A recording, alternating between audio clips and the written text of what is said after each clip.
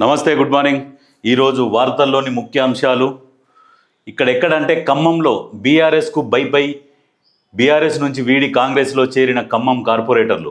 హైదరాబాద్లో సీఎం రేవంత్ రెడ్డి సమక్షంలో చేరిన పార్టీ కండువాలు కప్పి ఆహ్వానం కాంగ్రెస్ గూటికి మొత్తం 8 మంది కార్పొరేటర్లు. ఖమ్మంలో దాదాపు ఇంతకుముందు వాళ్లకు 80 మంది ఉండే కార్పొరేటర్లు. ఇప్పుడు దాదాపు మొత్తం కలిసి 10 మందికి వచ్చారు బీఆర్ఎస్కు. ఇప్పుడు కాంగ్రెస్కు 40 మంది ఉన్నారు. అంటే ఖమ్మంలో క్లీన్ స్వీప్ అయిపోయింది, నల్గొండ క్లీన్ స్వీప్ అయిపోయింది, మహబూబ్ నగర్లో కూడా క్లీన్ అయింది. లాస్ట్కి ఎంతో కొంత మిగిలింది అంటే 2 కాన్స్టిట్యున్సీలు. ఒకటి హరీష్ రావు కాన్స్టిట్యున్సీ ఒకటి మిగిలింది. అందులో కూడా సర్పంచ్లు ఉన్నకాడికి పిలిపించేసుకుంటే గ్రౌండ్ లెవెల్లో క్లియర్ అయిపోతుంది. ఇక నాయకులను పట్టుకొని పాకులాడుతున్నాడు కేటీఆర్. మీరు ఓకురు అని చెప్పేసి వాళ్ళని పట్టుకొని పాకులాడుతున్నాడు. వాళ్ళు కూడా మారే సమయం ఆసన్నమైంది. బీఆర్ఎస్కి భవిష్యత్తు కనపడకుండా పోయింది. లాస్ట్కి ఇంకా వాళ్ళు కళ్ళు తెరిచి చూసినా చీకటి కనపడుతుంది. అటువంటి పరిస్థితి అయిపోయింది. Frustration politics. 3 పార్టీల్లోనూ ఇదే వైఖరి. హద్దులు మీరుతున్న నేతల విమర్శలు, పర్సనల్ అంశాలను టార్గెట్ చేస్తున్న నాయకులు, పీక్ స్టేజ్కు వ్యక్తిగత దూషణలు, హుందాతనంగా ఉండాలంటూ సీనియర్ రాజకీయవేత్తల సూచన. రాజకీయవేత్తలు సూచిస్తున్నా కానీ ఒక అహంకారం అనేది ఒకటి ఒంటికి పట్టింది. అది ఎవరికి? ఫస్ట్ అంటే కేటీఆర్కు. మొన్న మాట్లాడిండు. ఎవరిని? రాహుల్ గాంధీ అనే ఆ మదం కూడా మనం వాడొద్దండి. జాతీయ నాయకుడు, ప్రధానమంత్రి అభ్యర్థి, ఆ దేశం కోసం ప్రాణాలు త్యాగం చేసిన కుటుంబం నుంచి ఉన్న వ్యక్తిని ఉరిదీయాలి అనే ఒక పదం వాడిండ చెప్పుకోవడానికి కూడా వీలు కాకుండా ఆయన స్థాయి ముందల ఈ కేటీఆర్ అనేటోడు ఎంత? కేటీఆర్ బతికెంత వాస్తవానికి? కేటీఆర్ ఎన్నో అమెరికాలో పార్ట్ టైం జాబులు చేసుకుంటూ చదువుకుంటూ ఇక్కడ తిండి చక్కగా లేకుండా ఆ పార్ట్ టైం జాబ్ చేసి వీళ్ళ అమ్మాయికే ఇంత పంపించేది ఆయన. అటువంటి వాడు ఇవాళ రాహుల్ గాంధీని పట్టుకొని మాట్లాడుతున్నాడు. అహంకారం అనేది అది పైసతోని వచ్చిన బలుపు. అది ఆ బలుపు ఎవడో తగ్గిస్తే తగ్గదు. అది దేవుడే తగ్గిస్తాడు. కాకపోతే ఏంటంటే ఇనుముకు తుప్పు పడుతుంది, చిలుము పడుతుంది. ఆ ఇనుము ఎప్పుడు అంతమవుతుంది? చిలుముతోనే అంతమైపోతుంది, తుప్పుతోనే. సేమ్ ఇప్పుడు కేటీఆర్ కూడా అదే అహంకారం పట్టింది. ఆ అహంకారంతోనే కేటీఆర్ అనేటోడు సర్వనాశనం అయిపోతాడు. ఇది మాత్రం పక్కా రాసి పెట్టుకోరి. చెట్టుకు పట్టిన చెదలు, ఇనుముకు పట్టిన తుప్పు, వాటిని అవే నాశనం చేసుకుంటాయి. సేమ్ లైక్ కేటీఆర్ కూడా అంతే. కేటీఆర్కి పట్టిన ఏదైతే అహంకారం ఉన్నదో అహంకారమే కేటీఆర్ని మొత్తం సర్వనాశనం చేస్తుంది. ఇది రాసి పెట్టుకోరి. మాట్లాడేది కూడా తెలియదు. కాంగ్రెస్ చేతికి చిక్కకుండా ఎవరును? సర్పంచ్, ఉప సర్పంచులకు క్లాసులు, గ్రామాల్లో పట్టు సడలకుండా ప్రయత్నాలు, పార్టీ నేతలు క్యాడర్లో భరోసా నింపే ప్రయత్నం, మున్సిపల్ ఎన్నికల్లోకి సన్నద్ధం, నిత్యం ప్రజల్లో ఉండేలా ప్లాన్, ప్రభుత్వంపై విమర్శలకు పదును. మీరు ఏం విమర్శలు చేసినా మీరు చెత్త. ఎందుకంటే వీళ్ళు పాలించింది 2 సంవత్సరాలు, మీరు పరిపాలించింది 10 సంవత్సరాలు. 10 సంవత్సరాలలో ఏం బీకనోడు 2 సంవత్సరాలు పరిపాలించిన వాళ్ళని ప్రశ్నించడానికి ఎక్కడ నైతిక హక్కు ఉంటుంది? ఏమన్నా నువ్వు ఏదైనా చేసి ఉంటే 10 సంవత్సరాలలో నేను ఇది చేసినా మీరు ఇట్లా చెయ్యండి అని సలహాలు సూచనలు ఉండాలి. సలహాలు లేవు, సూచనలు లేవు, గోసి ఏమీ లేదు. ఎంతసేపటికి విమర్శలు, బురద చల్లడమే. అది మీ రాజకీయ సంస్కారం, నీతి. దేనికది? ప్రజలు అన్నీ గమనిస్తూనే ఉన్నారు. మీకు ఎట్లా అంటే పదవి పోయింది అనే అక్కసుతోని మాట్లాడుతున్నారు. అక్కడ క్లియర్ కనపడుతుంది. ఇవన్నీ ప్రజలు నవ్వుకుంటారు. మీరు విమర్శించే విమర్శలను చూసి ప్రజలు నవ్వుకుంటున్నారు. ఈ అమ్మాయి కొడుకులు ఏంది ఇది? ఇంత ఘనమా? ఇంత అక్కసా? ఒక ముఖ్యమంత్రి అయితే, దిగువ స్థాయి నుంచి వచ్చినోడు ఒక ముఖ్యమంత్రి అయితే ఇంత అక్కసు వెళ్ళగక్కుతున్నారు ఏంది అని చెప్పేసి ప్రజలు ఆశ్చర్యపోతున్నారు. ఇసొంటోని మళ్ళీ రానియొద్దు, ఇంత విషం ఉన్నోని మనం మాత్రం ఎప్పుడు కూడా మళ్ళీ అధికారం దగ్గరకు కూడా రానియొద్దు అని చెప్పేసి ప్రజలు ఆలోచిస్తున్నారు. ఇది వాస్తవం, గుర్తుపెట్టుకోరి. యూనివర్సిటీలపై ఎందుకంత కక్షాట? ఈయన మాట్లాడతాడు హరీష్. మరి మీరు ఏం చేసిర్రు? అదే నేను చెప్పినా కదా, 10 సంవత్సరాలలో ఏం ఇప్పుడు కక్ష అని ఇప్పుడు మాట్లాడుతారు. 10 సంవత్సరాలలో మరి మీరు వీకింది ఏముందని? కవిత చెప్పింది, తెలంగాణకు మనం పీకింది ఏముంది, జాతీయ రాజకీయాలకు మనకు అవసరమా అని కూడా నేను అప్పుడు అన్నాను కూడా చెప్పింది. టీఆర్ఎస్ నుంచి బీఆర్ఎస్ అన్నప్పుడు ఇదే మీరు పీకలేక ముచ్చట్లు చెప్తూ ఉంటారు. అద్దె ఆఫీసులు ఇక సొంత భవనాల్లోకి. హైదరాబాద్లో అందుబాటులోకి 4 లక్షల చదరపు అడుగుల స్థలం అద్దెకుంటున్న ప్రభుత్వ కార్యాలయాలు ఈ నెల 28 నాటికి సర్కారీ భవనాల్లోకి.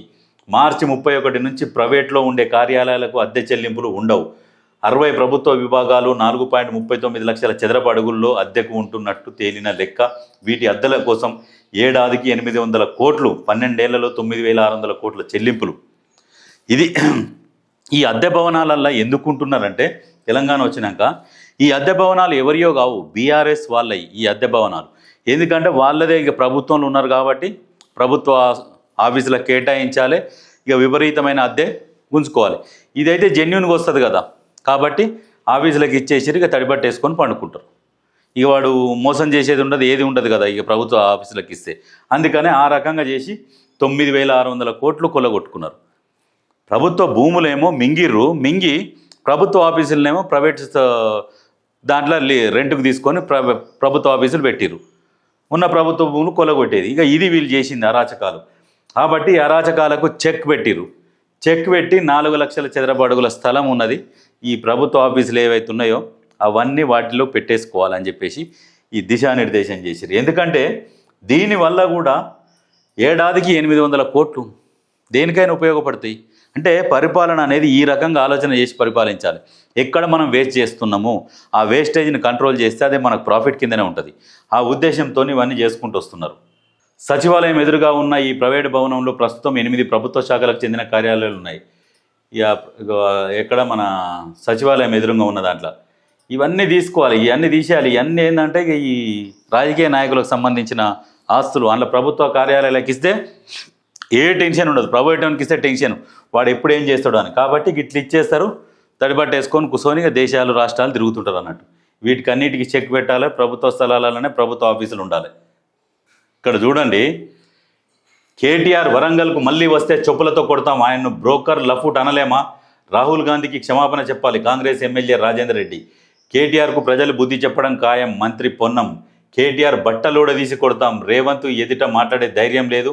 కేటీఆర్వి బలుపు మాటలు. ఎంపీ అనిల్ కుమార్, విప్ ఆది శ్రీనివాస్, సంపత్ కుమార్ల విమర్శలు. అందరు విమర్శిస్తారు. ఏంటంటే అది బలుపు మాటలు, నేను ఇంతకుముందే చెప్పినా కదా. అయితే ఇట్లా ఫాస్ట్గా మంచిగా కరెక్ట్గా రియాక్ట్ అయింది ఎవరంటే రాజేందర్ రెడ్డి గారు. వరంగల్ కాంగ్రెస్ ఎమ్మెల్యే రాజేందర్ రెడ్డి గారు కరెక్ట్ రియాక్ట్ అయ్యారు.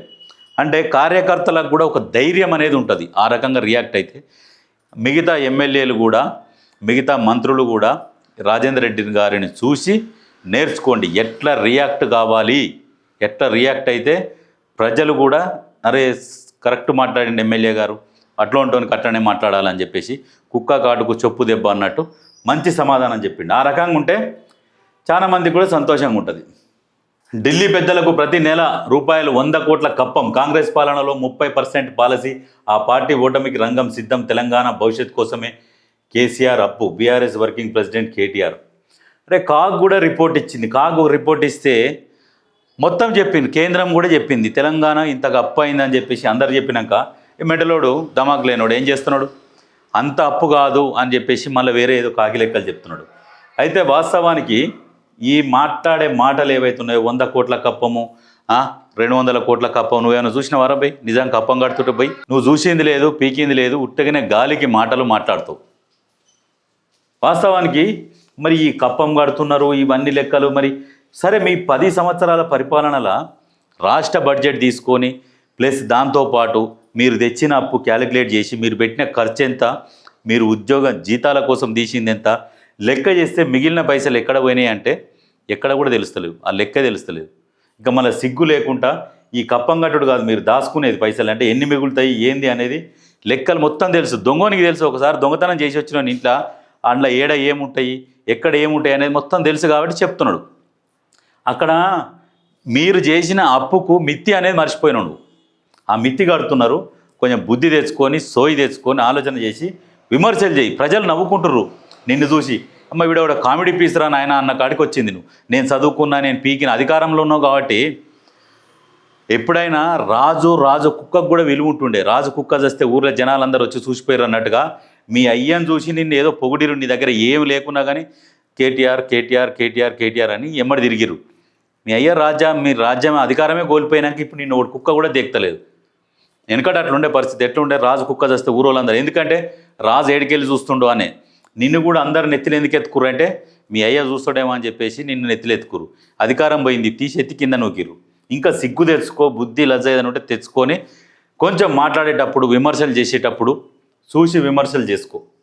ఎందుకంటే నీకు భవిష్యత్తు ఉన్నదా లేదా అనేది నీ చేతుల్లోనే ఉన్నది. ఎందుకంటే నీ అహంకారం నిన్ను తినేస్తుంది అది 100%. సీఎం సోదరుడికి సిట్ పిలుపు. ఫోన్ ట్యాపింగ్ కేసులో నేడు సాక్షిగా విచారణకు హాజరు కావాలని కొండరెడ్డికి నోటీస్.